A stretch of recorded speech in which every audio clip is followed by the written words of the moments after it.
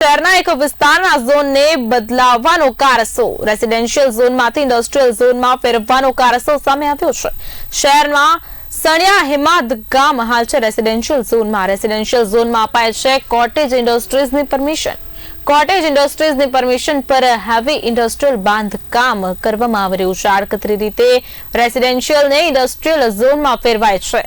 Residential ઝોનમાં બની ગયા છે એમ્બ્રોઇડરીના કારખાના। રેસિડેન્શિયલ ઝોનમાં કારખાના કઈ રીતે આવ્યા તે જ સમજાતું નથી। કોના આશીર્વાદથી બંધાઈ રહ્યા છે આ ગેરકાયદેસર બાંધકામ અને કોણ આપી રહ્યું છે આવા અવૈધ બાંધકામ માટે પરવાનગી તેવા અનેક પ્રશ્નો ચર્ચાઈ રહ્યા છે।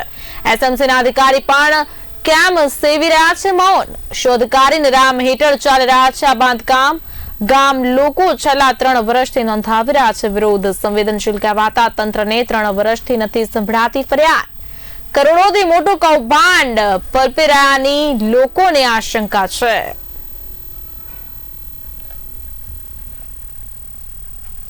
એસએમસીના અધિકારીઓ પણ કેમ મૌન સેવી રહ્યા છે તે જ અત્યારે લોકોને સમજાતું નથી। બાંધકામ જોઈને અનેક તર્ક વિતર્ક સર્જાયા છે। ગામ લોકો છેલ્લા 3 વર્ષથી વિરોધ નોંધાવી રહ્યા છે તે છતાં પણ કાર્યવાહી ન કરાતા લોકોમાં અનેક પ્રકારના પ્રશ્નો જે છે ઉદ્ભવી રહ્યા છે। કરોડોથી મોટું કૌભાંડ પલપી રહ્યાની લોકોને અત્યારે આશંકા સેવાઈ રહી છે।